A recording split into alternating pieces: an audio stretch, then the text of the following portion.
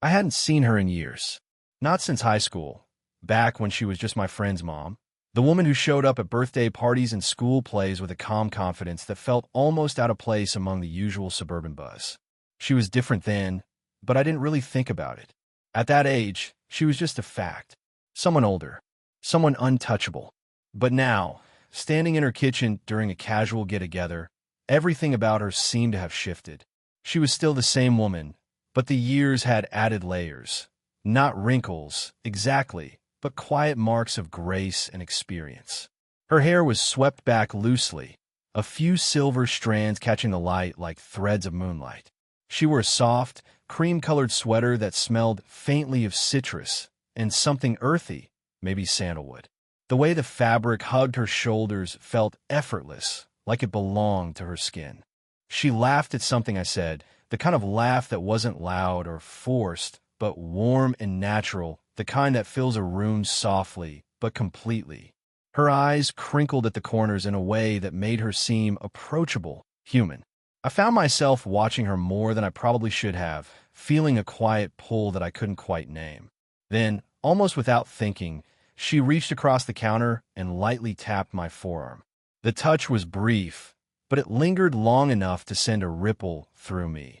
A sudden awareness of skin against skin, of warmth where there had been none. "Your hands," she said, her voice low and steady. "They look strong." It was such a simple thing. A casual comment, really. But her words felt like a challenge wrapped in curiosity. I looked down at my hands, calloused, a little rough from working odd jobs here and there, not much to show for it except scars and a few faint scars, and then back up at her. I smiled, trying to hide the flicker of something nervous and hopeful. There was a pause, a kind of silent conversation held in the space between us. Her eyes held mine with an intensity that made me suddenly aware of everything else in the room. The hum of the refrigerator, the faint scent of baked bread on the counter, the soft clink of glasses from the dining room. I wanted to say more, but words tangled inside my throat. Instead, I just nodded, feeling a strange comfort in that small moment of connection. Her hand slipped away, but the warmth remained, like a quiet promise hanging in the air between us. That night, when I left her house, the memory of her touch stayed with me longer than I expected. It wasn't just about the strength of my hands anymore. It was about the strength in her gaze, the unspoken invitation beneath her words. Something had shifted, something unspoken and delicate, and I knew I wasn't going to forget it anytime soon. A few weeks after that night in her kitchen, I found myself standing at her back gate, holding a bag of gardening tools she'd asked me to bring. It was a casual invitation, the kind that felt like an ordinary favor. But as I walked up the path, my heart thumped with an unfamiliar mix of anticipation and nervousness. The garden was tucked behind the house, a quiet sanctuary framed by tall hedges and the soft hum of bees. The air was thick with the scent of lavender and freshly turned earth, warm from the afternoon sun. She was already there, kneeling beside a bed of wilted roses, wearing thick gloves and a loose button-down shirt rolled up at the sleeves. Her hair had escaped its usual twist, falling in soft waves around her face, damp at the nape of her neck where the sun had kissed her skin. When she saw me, her lips curved into a smile, easy, genuine. "You came," she said, voice casual but with a note of something like relief. "Good. Let me see those strong hands." Her words echoed in my mind, the same phrase from before, but this time softer, teasing, as if she was daring me. I took the shovel she handed me, feeling the weight of the metal and wood in my grip. My hands, rough and calloused, felt alive in the cool air, dirt caked under my nails from the few minutes we worked together. As I dug into the soil, the texture was crumbly and rich, earthy smells rising up like a quiet promise of growth and renewal. She watched me closely, her eyes flickering between the shovel and my hands. There was no teasing here, no playful banter, just a steady, quiet attention that made my skin prick. I caught the way her gaze softened when I wiped the sweat from my brow, and without thinking, she reached out, brushing a streak of dirt from my cheek with the pad of her thumb. Her touch was cool, gentle against the warmth of my skin. Her fingers lingered there for a heartbeat longer than necessary, and I felt something shift inside me. I looked up, caught her eyes, and for a moment the world narrowed down to the space between us. The sunlight filtered through the leaves, casting dappled shadows over her face, and I could see the faintest hint of vulnerability in her gaze. She pulled back just as quickly, a small smile playing on her lips. "Sorry, reflex," she said softly, but her cheeks were tinged with color. The moment was fragile and delicate, like a whisper too easily lost in the wind. For the rest of the afternoon, we worked side by side, hands often brushing accidentally, the silence between us comfortable but charged. I noticed the way her breath caught when a breeze lifted a stray lock of hair from her face, how her eyes lingered on mine a little longer than necessary when we paused to admire the patch of new growth we'd coaxed from the soil. When I finally left that evening, dirt-smudged and tired, my hands still tingled from her touch. I realized that the garden was no longer just a place to dig and plant. It had become a space where something deeper was beginning to take root.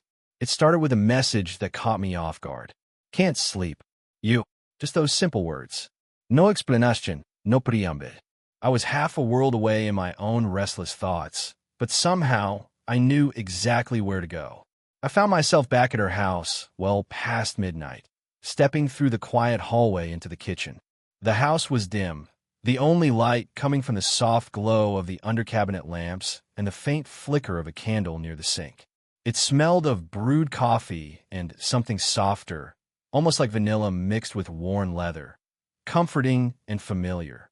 She was there, perched on a stool at the kitchen island, wrapped in a loose cardigan that slipped just enough to reveal a hint of a worn tank top beneath.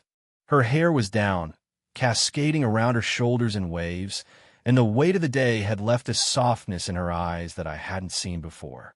The confident woman I'd known from social gatherings was replaced by someone quietly vulnerable, honest in a way that made me want to lean in closer. We moved in a gentle rhythm, pouring coffee, stirring sugar, the clink of spoons against ceramic cutting through the silence between us. She spoke first, her voice low, like a secret shared under a blanket of night. "I've been thinking about how life changes, how you never really expect some things," she said, eyes drifting to the window where the street lamp cast a muted glow. I nodded, not knowing what to say but wanting to be there, fully present. So I told her about the restlessness I'd been feeling, the way days blurred together, the uncertainty that gnawed at me. She listened, not like a friend offering advice, but like someone holding a fragile truth. Her gaze was steady, never wavering, as if she was carefully weighing every word, every pause. "You're more grounded than you realize," she said finally. "I see it in the way you move, the way your hands hold onto things." I glanced down at my hands, the same ones she had commented on weeks before, and then back to her. There was a softness in her eyes now, something almost hesitant. Without thinking, my foot brushed against hers beneath the counter. Bare skin, cool and gentle. I froze, heart racing with the sudden intimacy of the contact. Her breath caught, a small, almost imperceptible hitch, but she didn't pull away. For a long moment, we sat like that, suspended in a quiet tension neither of us named. It was more than friendship, less than something spoken aloud. The kind of closeness that ripples beneath the surface, where everything feels electric but safe. The clock ticked on, but time seemed irrelevant. Outside, the world was still and dark, but in that kitchen, lit only by soft candlelight and quiet understanding, something new was beginning. Fragile and slow, but real. When I finally left hours later, the warmth of her presence stayed with me. The scent of vanilla, the brush of her foot against mine, the softness of her voice, all of it lingered like a promise, a quiet invitation to something neither of us yet dared to name. The night had slipped away quietly, like a secret folding itself into the dark. I was about to leave, standing by the door, stretching out the tightness in my shoulders after hours of talking and sitting close. The soft glow of the table lamp cast long shadows in the room, painting her face in warm amber light. Her eyes found mine again, lingering just a moment longer than before. I noticed almost subconsciously how she glanced down at my hands, the same hand she'd admired weeks ago, and then quickly away, as if embarrassed to be caught looking. "You always take care of other people," she said softly, her voice barely more than a whisper. It held a weight I hadn't expected, a subtle mixture of tenderness and sadness. "When's the last time someone took care of you?" The question hung in the air, fragile and unspoken at once. I wanted to answer honestly, but words tangled in my throat, caught between wanting to seem strong and the vulnerability simmering beneath. She didn't press, just watched me with a quiet patience, her fingers nervously twisting the edge of her sleeve. For the first time since I'd met her, I saw something unguarded, something that made her seem less like the confident woman everyone expected and more like a person who needed someone to lean on. The silence stretched between us, filled with the unspoken acknowledgement of loneliness and hope. Then, almost hesitantly, she said, "If you want, you could stay, just for a while. Talk." Her invitation wasn't urgent or demanding. It was tentative, like a delicate flower slowly unfolding, unsure if it was safe to open fully. I nodded without hesitation and sank onto the couch beside her. The cushions sank beneath us, the soft fabric warm and familiar. We sat close, the space between us shrinking until her head found a resting place against my shoulder. Her hair was cool against my neck, soft and lightly scented with the faintest trace of lavender. The rhythm of her breathing slowed, steadying against the steady beat of my heart. I didn't move. I didn't speak. I just held her there, feeling the quiet steadiness of her heartbeat beneath my hand resting lightly on her back. It was the kind of touch that doesn't demand anything, but gives everything: comfort, reassurance, presence. In that stillness, all the barriers seemed to fall away. The age gap, the social expectations, the hesitations, none of it mattered anymore. It was just two people, close enough to feel the warmth of each other's skin, the soft rustle of clothing, the subtle rise and fall of breath. The night wrapped around us like a cocoon, and for a moment, nothing else existed outside that small, quiet space. When morning light started to peek through the curtains, we were still there, silent, connected, and unafraid. The days that followed were quiet but charged, like the pause before a storm. We found ourselves slipping into easy conversations, but beneath the surface, there was an unspoken weight, a delicate tension neither of us wanted to fully confront. One evening, the sky was painted in soft hues of pink and orange as the sun began to set. We sat on our porch, the air warm but tinged with the coolness of approaching night. The faint scent of jasmine drifted on the breeze, mixing with the faint smokiness from a neighbor's grill. She looked at me then, really looked, eyes searching, hesitant. "I've been thinking a lot about us," she said quietly, voice barely above a whisper. There was a vulnerability in her tone that made my chest tighten. I swallowed hard, unsure if I was ready to say the things lurking in my heart. "Me too," I finally admitted. "It's complicated." She nodded slowly, her fingers nervously twisting the bracelet on her wrist. "There's the age difference," she said, the words heavy with unspoken meaning. "But also everything else. How people might see us, what it means for me, for you." Her gaze dropped to her hands, folded tightly in her lap. I reached out instinctively, my fingers brushing the back of her hand. The touch was light, like a question, a hope. She looked up, meeting my eyes with a softness that made me ache. "I don't want to hurt you," she whispered, "or to make things harder." Her words opened a floodgate inside me. The fear of judgment, the weight of responsibility, the uncertainty of where this could lead. But alongside it all was something stronger, a quiet, steady pull toward her. "I want this," I thought, "even if it's uncertain, even if it's risky." I squeezed her hand gently. "Neither of us have all the answers," I said honestly, "but I want to figure it out. With you." She smiled then, not the confident smile she wore with the world, but a shy, vulnerable one that made her seem beautifully human. "That means more than you know." We sat in silence, letting the moment settle between us. The world outside the porch lights faded away, leaving only the sound of our breathing and the subtle warmth of her hand in mine. For the first time, The fear of what others might think felt less important than the quiet truth growing between us. A truth made of hesitant glances, gentle touches, and the courage to hope. As the evening deepened into night, I realized that love, in its slow, imperfect way, was starting to bloom, fragile but undeniable. It was a late afternoon that seemed ordinary at first, sunlight streaming lazily through the window, casting soft golden patterns on the hardwood floor. We were in her living room, the quiet hum of a jazz record playing softly in the background, mingling with the faint scent of chamomile tea that lingered in the air. We'd been talking about trivial things at first, the kind of small talk that fills space and keeps the heart from speaking too soon. But as the conversation deepened, the air between us grew warmer, heavier, like a gentle current pulling us closer.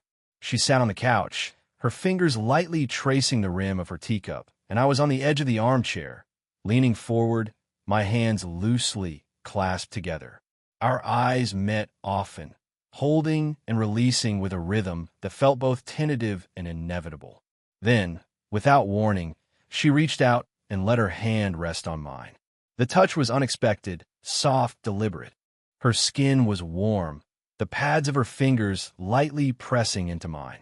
My breath caught, the sensation electrifying yet tender, as if time slowed just for that moment.